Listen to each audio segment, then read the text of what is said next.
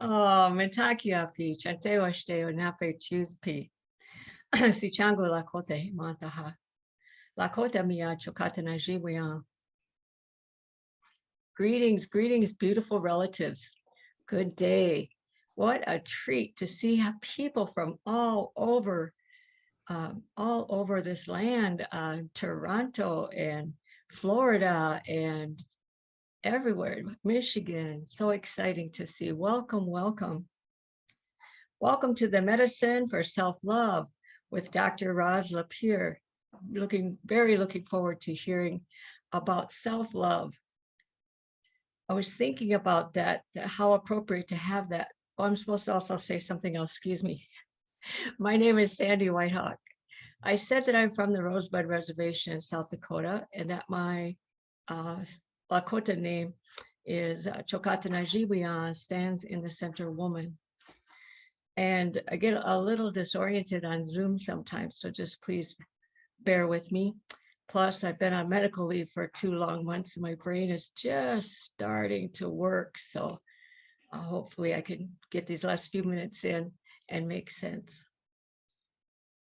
But I was thinking about self-love and kind of giggling about it for all morning as I was thinking about a few words to share of how much I poo-pooed self-love or self-care, and then realizing that the self-care trend that started in terms of it on Facebook or people saying this was my self-care, I realized that it was because it felt like a pressure that I had to perform a certain thing, and only I thought surely the things that I like for self-care are not going to be healthy or good. And yet that's, I think, a human thing to immediately grade yourself on what you're doing. So I'm so happy that we're going to be talking about this in a healthy, balanced way with Dr.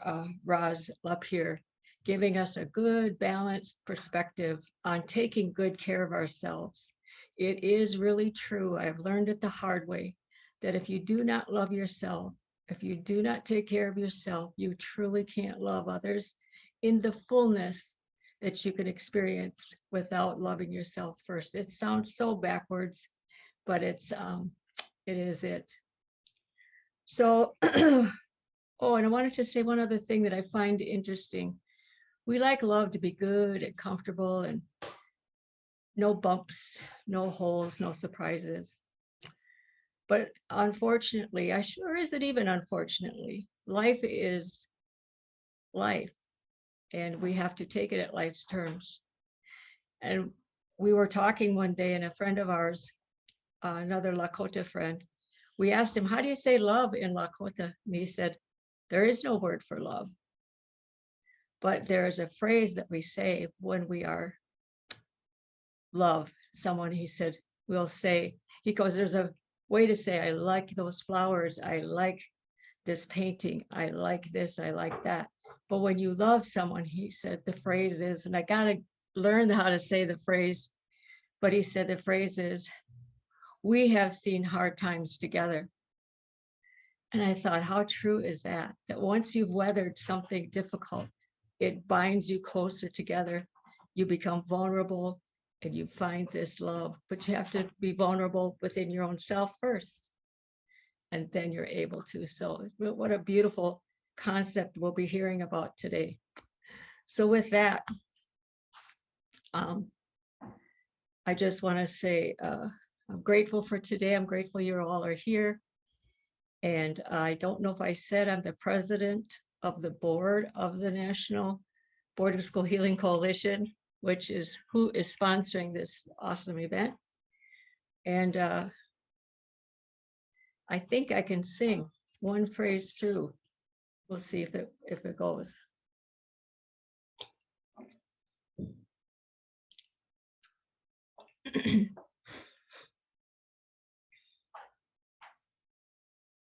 Wankan tanka toka heya chewa kielo he.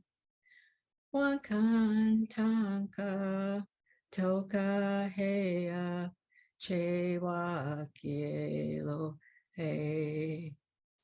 Mitakueo wanik chacha toka heya.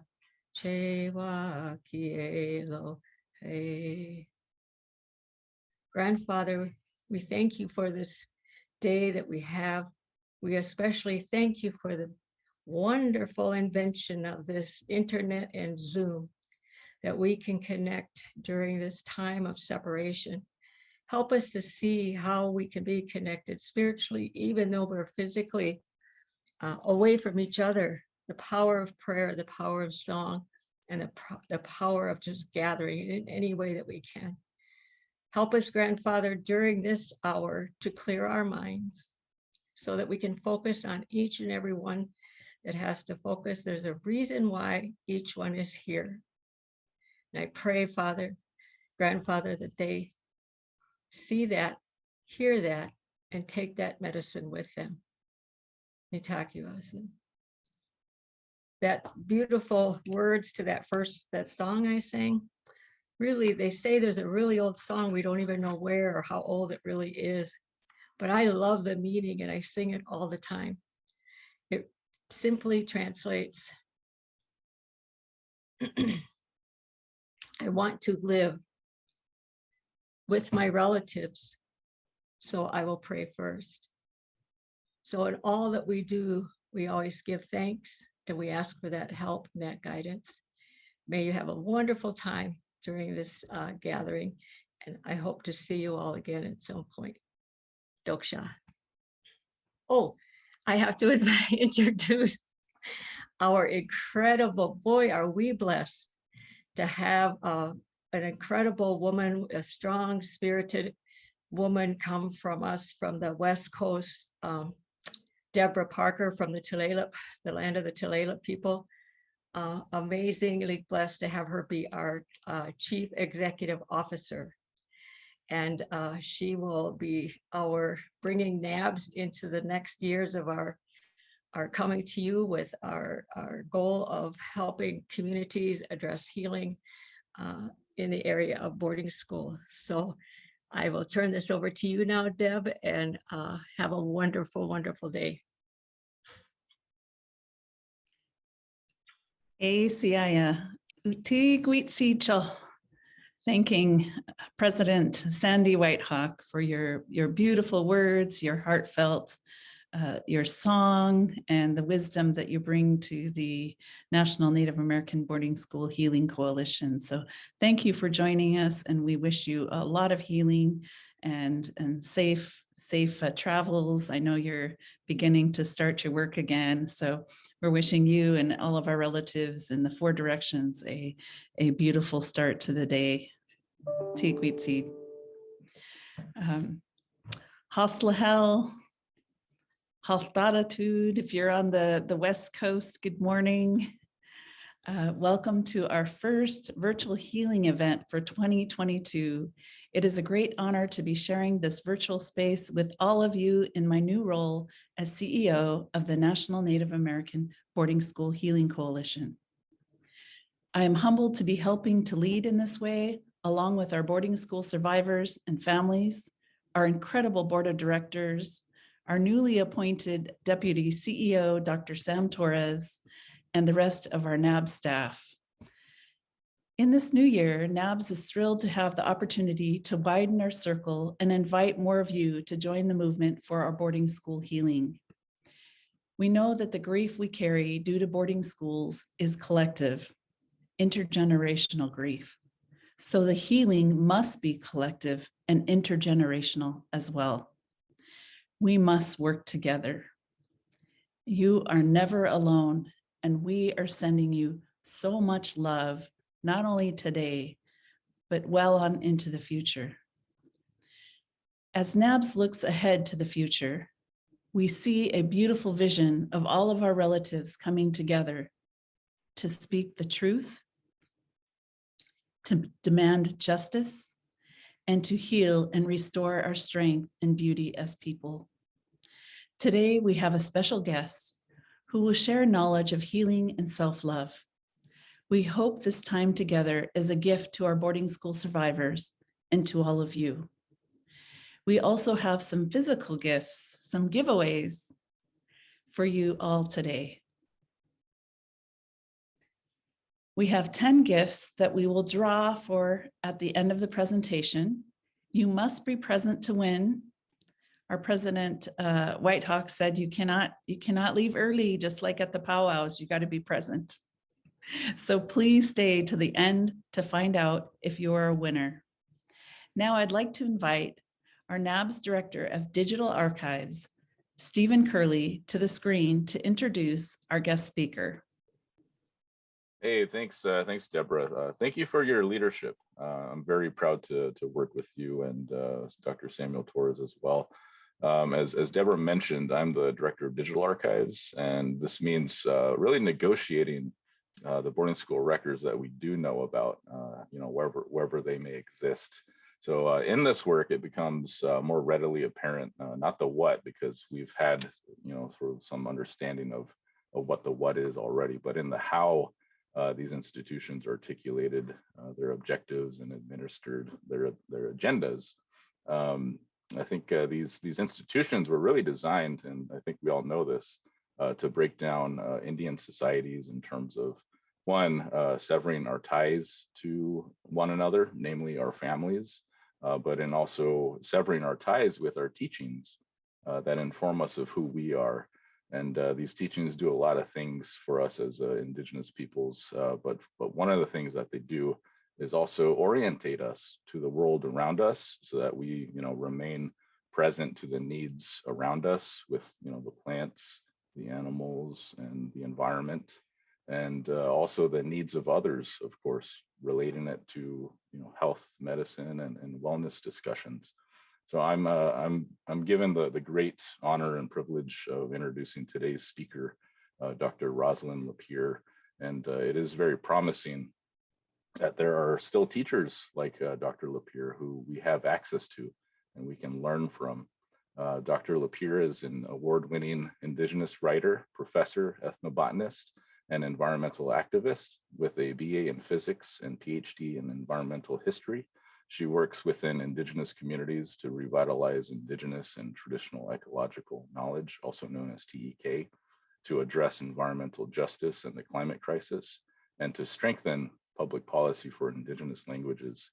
In addition to teaching at the University of Montana and the Environmental Studies Department, Rosalyn is the co-founder of the community-based organization led by Indigenous women called Sukeo Heritage, which holds gatherings, workshops, and presentations to share and educate about ethnobotany, traditional food systems, and TEK. Dr. LaPier is also, she's been traditionally trained, she learned her ethnobotany by apprenticing with her maternal grandmother, Annie Madplume Wall, and her aunt, Teresa Still Smoking, for more than 20 years. Rosalyn splits her time between living in the heart of Salish country in Missoula, Montana, and the Blackfeet Reservation. She's also an enrolled member of the Blackfeet tribe of Montana and Métis. So without further ado, if you're all good and ready, Dr. LaPier, you can take it away. Well, thank you so much, first NABS. Thank you, Sandy, Deb, and Stephen for inviting me here today to give a presentation on healing through plants.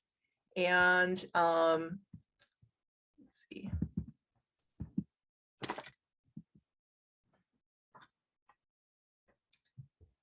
So as we all know, today is in Western society, Valentine's Day.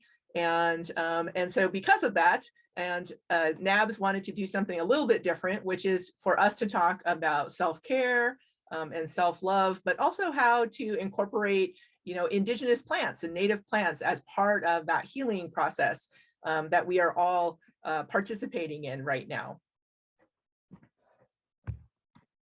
So I wanted to mention briefly what I will be doing today. So I am going to begin by introducing myself, although Stephen did a great job of introducing me, to offer a couple of quotes to center us for the conversation this morning, to share about kind of the 4 main kinds of health and wellness that we talk about in Indigenous communities, to begin by answering some common questions that I often get asked when I give presentations, and then to just focus on 8 plants that are really good for kind of health and healing, that are common and that you can access in a lot of different places. And then after that, it will be time for prizes. So excited for that. So as was mentioned already, I was very fortunate to be able to spend time with one of my oldest aunts and my grandmother to learn about the native plants that the Blackfeet tribe utilize. It is knowledge that in our family, at least, was passed down through women. And so this knowledge was passed down really from grandmother to granddaughter, or from aunt to niece over time. And I wanted to share this visual with you that shows kind of the 7 generations of my family, where I can trace kind of the knowledge that I have learned, where it came from, and then also my children who are now currently learning this information as well, so that they know sort of this history within our own community, within our own family. And the photographs on the bottom are, to the right is an older photograph of myself and my grandmother. In the middle is a photograph of my grandmother and grandfather, and my grandmother is holding in her hand. She always seemed to be holding some sort of plant because she was always harvesting. And then to the left is a picture of my grandmother when she was about 16 years old with her grandmother. So next I wanted to share and read a couple of centering quotes to get us thinking about today's workshop and today's talk and what we're going to be thinking about. So this is a quote from Christy Belcourt, who wrote a really great book called Medicine to Help Us, Traditional Métis Plant Use. And I think it's something that if you don't have a copy, I encourage you to get one. So this is a question I'm often asked about how people should approach the plant world, especially when they're first learning it. So let me share her quote. First and foremost, all plants must be treated with respect. Since individual plants are living beings with spirits, anyone picking medicines must first offer tobacco. Then thank the plant and tell it what it will be used before picking it. In essence, the plant is giving up its life in order to help us prolong our lives. It sacrifices itself for us, and as such, we in turn must give something in return.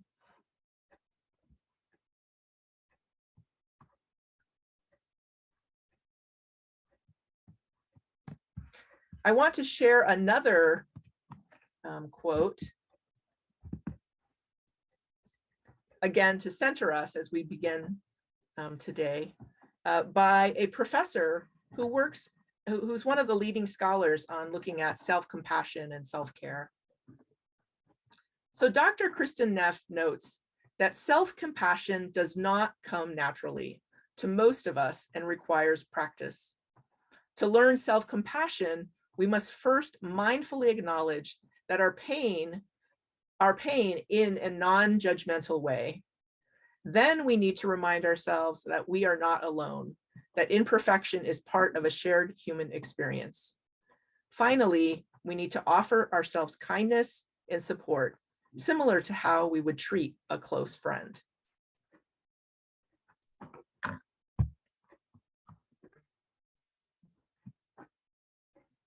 So next I want to just mention and discuss kind of the 4 kinds of health and healing that we often talk about in Indigenous communities when we talk about wellness and when we talk about self-care. So the first, of course, is physical activity.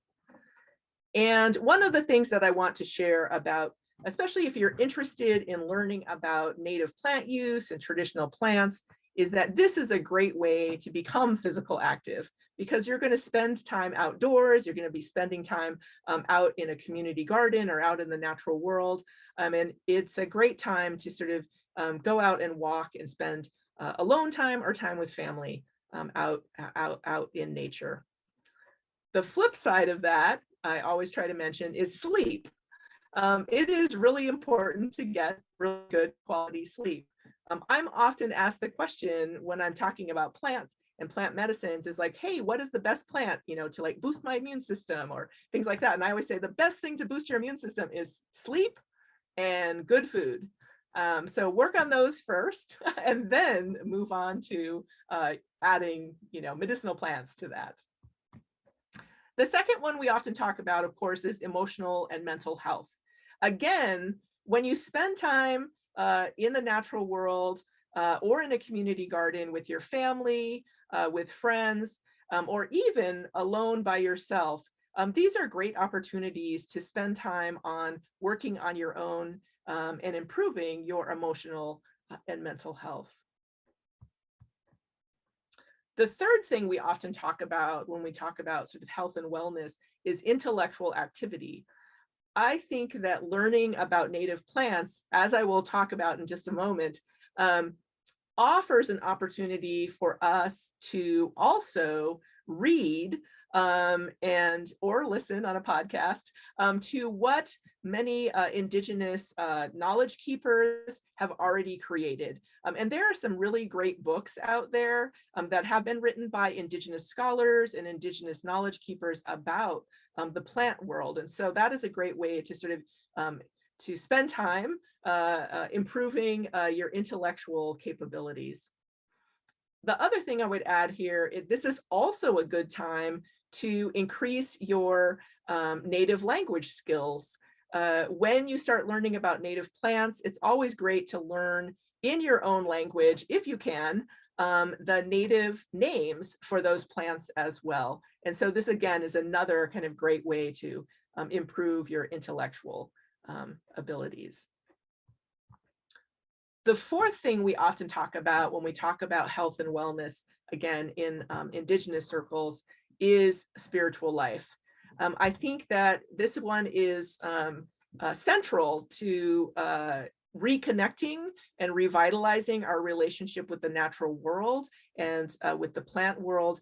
And as we heard at the beginning with the quote from Christy Belcourt, for many indigenous communities, the idea of offering tobacco and saying a prayer before you either harvest plants or use the plants themselves is a way to reconnect with that spiritual life.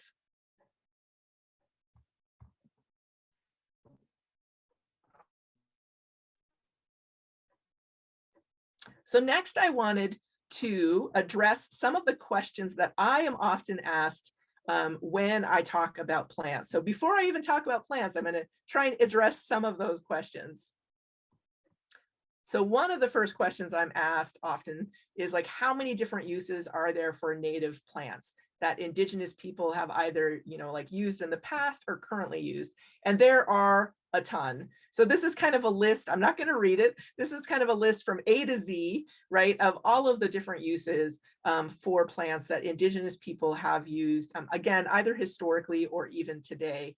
The two different ways that most people know about, of course, are food and medicine.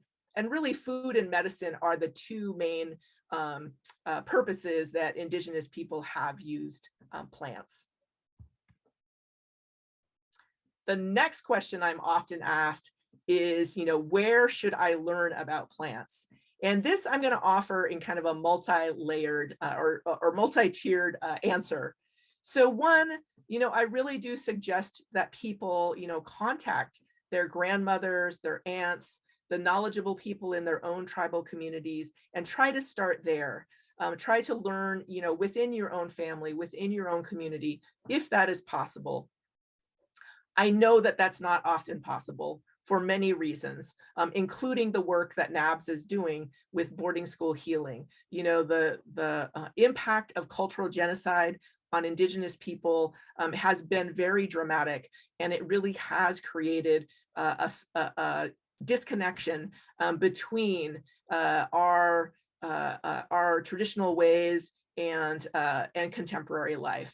But I think that that is part of healing, and that's part of what people should be striving to address.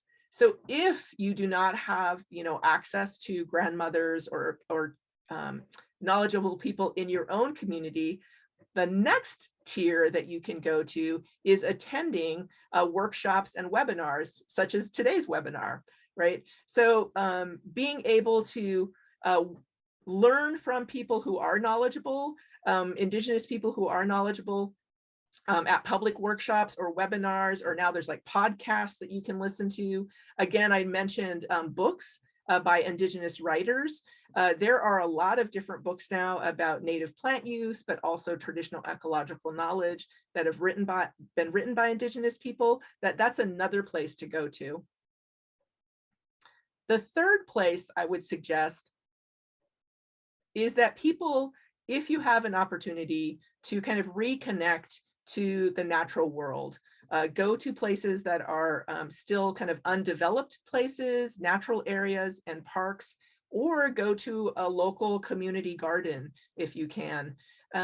There are many different Indigenous communities that believe that plants themselves are teachers.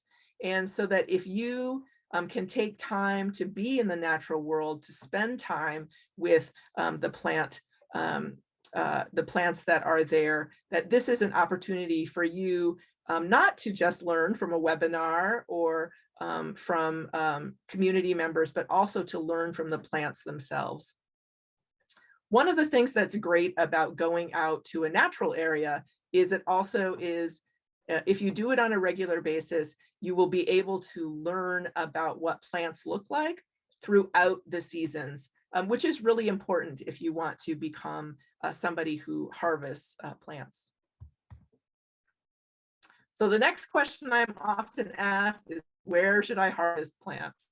So the first thing I always say is, one, learn to be an ethical harvester. So different communities have different protocols, and they have different practices about how they harvest within their own community. So again, if you are able to learn from knowledgeable people from your own community, find out what those protocols and practices are.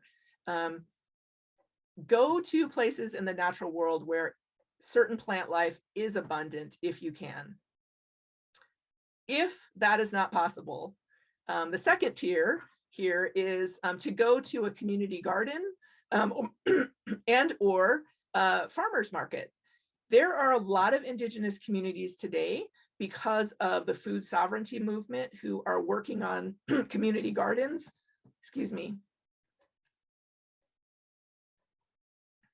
that are working on creating community gardens and farmers markets. And there's a lot of people that if you go to those places, you will meet people there who are interested in the same kinds of things you're interested in. And it is a great place to reconnect with Indigenous community. The third place that you can harvest plants, and I'll talk about this more as we go on, is big box stores or grocery stores. Several of the plants I'm going to be talking about today, in fact, I think all of the plants I'm going to be talking about today, you can buy in a grocery store. And so that is, that is a place where you can go and harvest plants as well. And it's definitely a good place to go if you're a beginner and you're just beginning to learn how to use plants and you want to use them as part of your everyday life. I would say there's no shame in going to the big box store and buying your medicines there. One of the things I would say, though, as was mentioned in the quote from Christy Belcourt, is whether you harvest your plants from a natural area or whether you harvest your plants from the community garden or farmer's market, or you purchase them in a store, in all of those cases, you should still take a moment to offer tobacco or make an offering, whatever is proper for your particular Indigenous community, and to offer a prayer before you use those medicines, because you are using those medicines with health and healing in mind. So I have two more questions that I want to address, and then I will begin to talk about particular plants. So one of the other questions I'm often asked is, how do you process and preserve the plants that you harvest? So one of the things to think about is, remember, historically, what type of method did indigenous people have to preserve plants? Almost everybody dried their plants, right? So back in the day, there wasn't, electricity, so you couldn't put it in the fridge, and so, or freeze it. And so almost everything was dried. So we still use drying today, right, as a main kind of method of preservation. Go to the grocery store and you'll see dried pasta, you'll see dried rice, you'll see dried beans, right? So many of the things in the grocery store still use drying as a method of preservation. So after you harvest, if you're harvesting plants from the natural world, the first thing to do is, of course, wash them, clean them, dry them, store them in a dry place. And one of the best places, I think, to use is, of course, jars. Any kind of glass jar or even a paper bag, so a natural place to store your stuff. I would avoid using plastic at all costs. Plastic is, there are a lot of chemicals in plastic, and it really is just not good for the plants that need to breathe. So they need to be in a breathable place. So paper bags are great, and so are glass jars. How do these plants get reconstituted? So historically, indigenous people almost always used water or oil. They used different temperatures of water, either boiling water, hot water, or cold water, or they used oil at room temperature. And so medicines were almost always reconstituted in water or oil. And so one more, this is a kind of final question that people often ask me is what tools do I need to kind of do all of this if I'm going to go out and harvest, or if I'm just going to use plant medicines? So first of all, I want to mention, even though it's last on my list, I'll mention it first. There is nothing expensive about plant harvesting. Almost everything that you need, you can find at a thrift store, you can find at the rummage sale, you can find at the dollar store. So you really don't need to spend much money to get the tools that you will need to use plants as part of your daily health and healing and medicine. So as I mentioned before, glass is a great way to go. So any kind of glass pitchers, jars, mugs. I love using mason jars because mason jars, you can store your medicine in them. You can use them to making your teas. You can put them in the fridge to keep them cold. You can carry them around instead of a travel mug. You can use your mason jar. So they're just great all around tools that you can use. I love using the V-shaped coffee filters. Again, you can get these pretty much anywhere. And there's two different ways to use them. One is to put medicine in them and just kind of use it like a giant tea bag. So you'd put your plant medicines in them. You could either staple it with a stapler. You can sew it with a piece of needle and thread. And you would just use it like a giant tea bag and immerse it in your hot water or your cold water. The other thing to do is, if you end up putting your plant medicines in the water itself, you can just use the coffee filter just like a coffee filter, and you're just going to pour your tea into another container, and it takes all of those leaves out.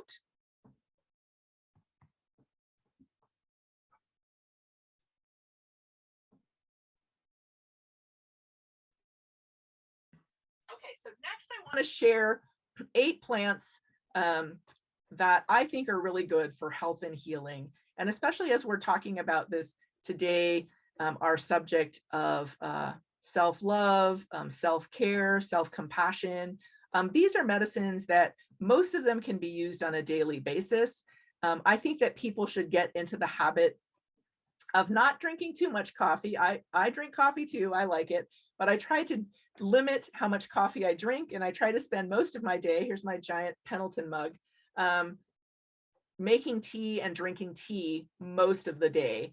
And you can drink tea most of the day, and it is actually good for you to continue to have use different teas throughout the day that are going to address different issues. and that are going to be healthy for you. So I selected these 8 plants. One, because they're good for you. Most of them you can use every day. They're widely available. Most of these plants, not all of them, but most of them do grow in natural areas across North America. Most of these you can grow yourself. So you can grow these in your yard. You can grow them in a community garden. Many of these you can actually grow in just a small pot, on your porch. And of course, most of these you can buy in the store. Again, I don't ever want people to feel shame about going to the store to buy their medicines.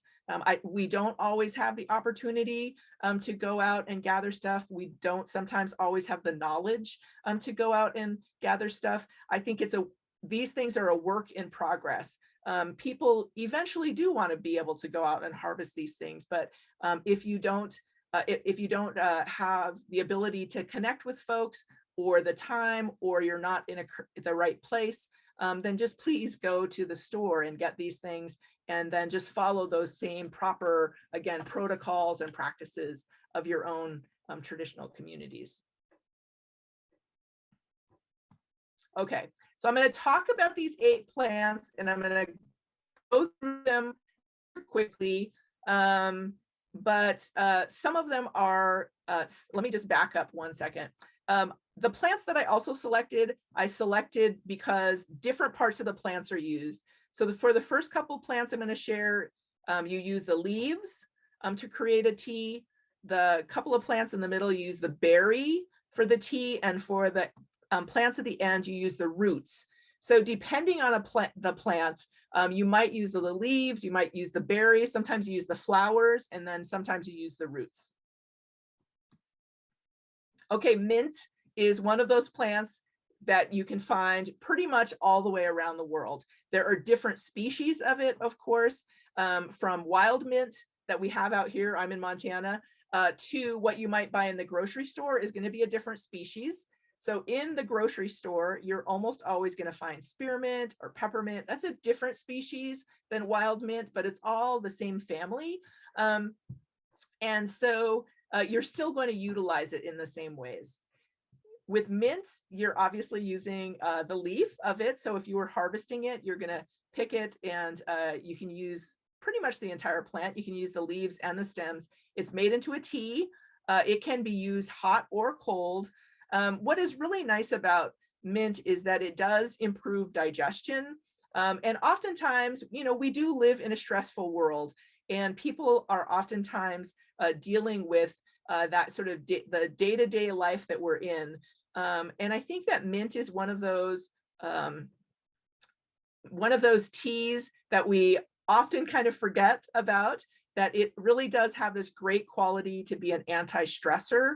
And especially if you take the time to make it, sit down, ingest it, be mindful while you're doing that, and really make that a moment of sort of meditation and even prayer. And I think that with some of these plants that I'm going to share with you and teas, these are really moments where you can be mindful as you are drinking them. So in the store, of course, you can find mint in lots of different places. It usually comes as a tea, but you can also get it as an essential oil. Again, as an essential oil, it's really a beautiful smelling plant. And so it continues to offer that kind of de-stressing and anti-stress qualities. Related to mint is Balm Dried.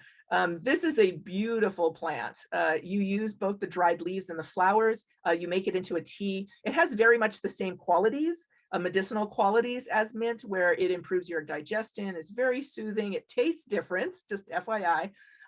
You can't really buy this in a local store, but you can get it in specialty stores. The reason why I wanted to mention it today, though, is this is a very easy plant to grow in your yard, or to grow in a pot on your porch, or to grow in your community garden. It grows very abundant. It's very sturdy. And what's great about it, it's also a great pollinator. So wherever you grow it, it's going to attract all kinds of pollinators and butterflies. And it is just beautiful to look at as well. So in terms of thinking of it as a plant that not only you drink as a medicine, it's also a beautiful plant to look at and to spend time with. So raspberry is a plant that is primarily used for women and women's medicine. It's something that regulates and improves your monthly cycle, but women who are also menopausal can also use this plant. Similar to the bee balm and to the mint, with this particular plant, you're picking the leaves, you're drying the leaves, and you're making them into a tea. Raspberry tea is now widely available in many stores today, from big box stores to specialty stores. I think that most people probably know what a raspberry is from buying it in a store, but they might not know what a raspberry bush looks like. Raspberry bushes, again, can be bought at many stores. So if you want to grow this in your yard, this is a great plant and easy plant to grow. And it is, in fact, it's so easy, it will take over your yard if you let it go. But it's a great plant to grow and to harvest. So the next two plants I'm going to show you, what you're interested in harvesting is the actual berry or the fruit of the plant. So now elderberry has been used for a long time by indigenous people across North America, and it just became really popular, primarily because of COVID and because of its ability to boost your immune system or improve your immune system. So now, not only is it widely available in stores, it is something that a lot of people are using, but you can find it in the natural world. It is usually in more areas that are what we could call riparian areas, but wetlands or wetter areas. You take the berry, you can use it while it's fresh, you can dry it. It's made into a tea. It's also made into a tonic, which means you're taking it and you're boiling it down, or into a syrup.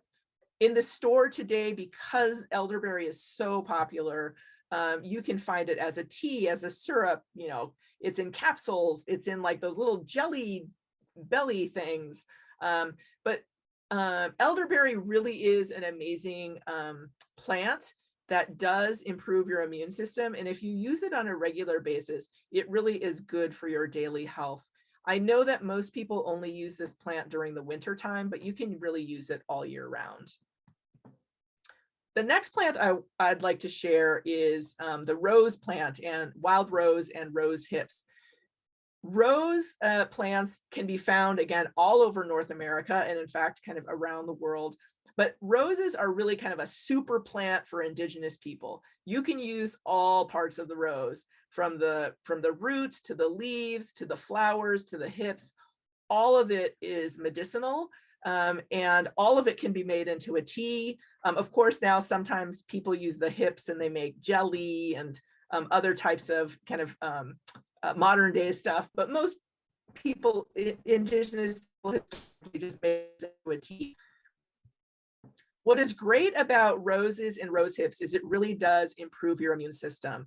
And it does address, again, it's a great tea to drink to de-stress and to address kind of stress in your life. Okay, the next three plants I'm going to show are all what you're interested in with these three plants is roots. In these particular case, with these next three plants, if you're going to go harvest them in the natural world, you really do need somebody who is a practitioner, somebody who's knowledgeable to help you, and especially to address things like making sure that you're not over harvesting, making sure that you're not incorrectly digging up the plants and digging up a healthy plant versus an unhealthy one, etc. But all three of the plants that I'm going to show you that are the roots Again, all of these can be purchased in the store. Okay, so Echinacea, of course, has been historically known to boost your immune system. It is a great plant to use on a daily basis. Most people today now, of course, you can buy it in the store as a tea or a capsule. A lot of people I know take it as a capsule more than as a tea anymore, partly because it doesn't taste the same as some of our other teas. The next plant I want to share is licorice. And again, with this particular plant, you are going to be using the root. And again, this needs to be gathered in certain times of the year. Again, practitioner is really helpful if you're going to harvest it in the natural world, but you can, again, buy it at your local store. This is made into a tea, and similar to the wild mint, this is a great plant to improve your digestion and your respiratory system. And again, it really does address kind of those day-to-day life stressors that we have. If you drink this on a daily basis, it tastes so good and it's so soothing. This is one of those teas that you really should take a moment to just sit with it and be mindful and take time to sort of meditate and while you're drinking your tea. And the last plant that I wanted to share with you today is Valerian. So Valerian is one of my favorite plants. It smells terrible for just if you've never smelled it before in the wild. This plant, again, what you're gathering is the root and cleaning it, drying it, and making it into a tea. What is really great about Valerian is that it really does improve relaxation. This is great as an anti-anxiety tea, and it improves your sleep. If you use Valerian every single day as a tea, it really is great for people, especially who have trouble sleeping at night or who have issues with anxiety. As with all herbal medicines, these are not the kind of medicines that you go to if you want an immediate fix. All of these have a very slow and gentle way of working with your system, especially your immune system. So that's why when you're using them as a tea and you're drinking them every single day, it accumulates over time that these medicines work within our systems. Valerian is something that you can buy in the grocery store, again, as tea or as capsules. Oftentimes, I would prefer buying this at the grocery store because it really has a very pungent smell and which can take over your car or your house. But Valerian is also one where you do want to, kind of similar to Echinacea and other plants, is to mix it with other plants that are very pleasant tasting. So mixing it with mint or mixing it with licorice. All of these things together are work in your daily life. And especially if you're mixing teas or medicines that are both, addressing your digestive system, that are anti-stress, anti-anxiety, that are addressing your respiratory system, all of these things you can take every single day, and it will just improve your daily health, but will get you back in touch with learning about the plant world and making it part of your daily life and not just something you have occasionally.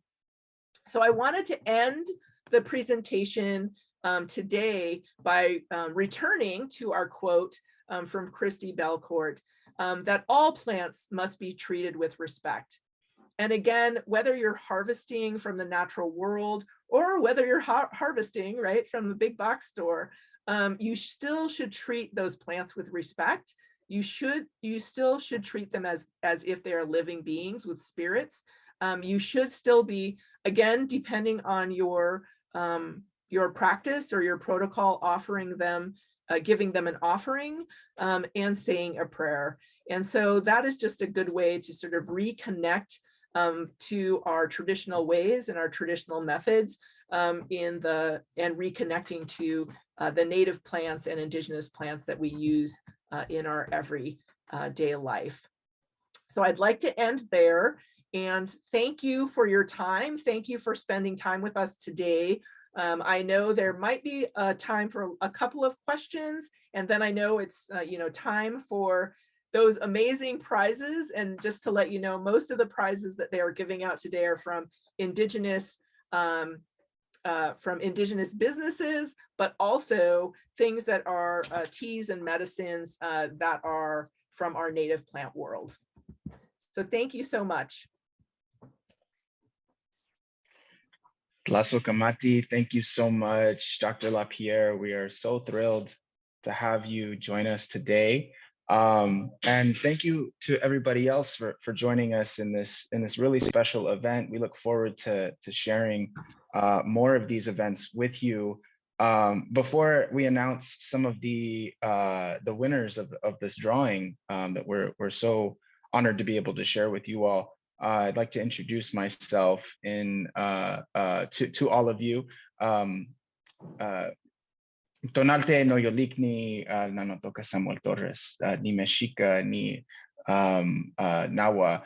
So good afternoon now, everybody. My name is Sam Torres. I am Mexica and Nawa. And I am the Deputy Chief Executive Officer for NABS. And I am just really so happy that we're able to do these programs, to share these events, to share space with everyone, with our community, all of our relatives, and again, just deeply honored to be joined by Dr. LaPier. We are eager to continue to do this learning together and to integrate our understandings and relationships with the natural world, and to be better relatives to each other and our plant relatives. So what we'll do now is we'll go ahead and share the names of those individuals that won the drawing. So let's take that away, Laura.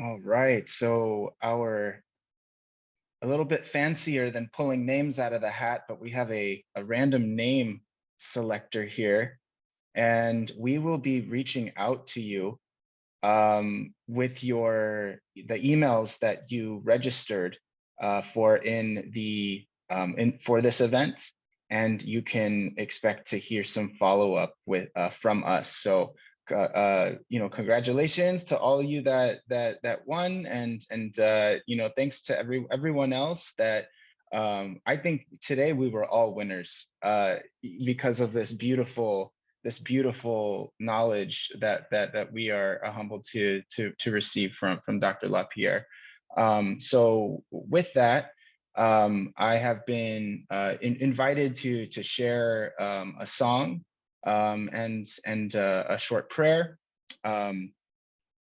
by Sandy. So thank you, Sandy, for inviting me to this space to be able to share some of this medicine in song and prayer.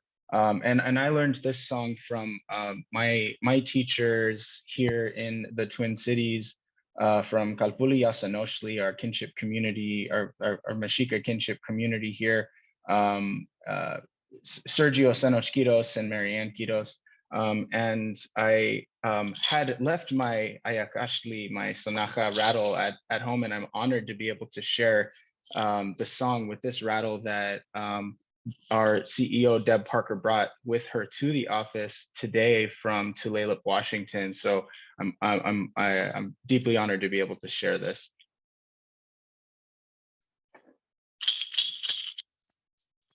We tonansin, we tonansin, we tonansin,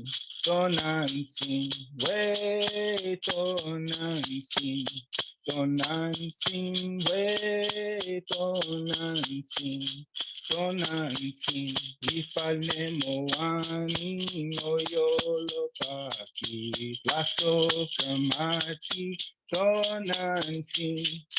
Ifane moani no yolo paki, plasto kamachi, tonantzin. We tonantzin, tonantzin, we tonantzin, tonantzin, we tonantzin, tonantzin, we tonantzin, tonantzin. We give thanks to Creator for the opportunity to be together in community today. We give thanks for each breath, each sip of water, each morsel of food that we consume. We give deep gratitude for all of these medicines and the recognition that sacred medicines are all around us and sustain us. We give thanks for the relationships we share with each other, our Earth Mother, Tonantzin Tlali Cuatlicue, for Grandfather Sun, Totantzin Tonatiu, that brings us balance and light and warmth. Lasoka Mati Walmiak Ometeo.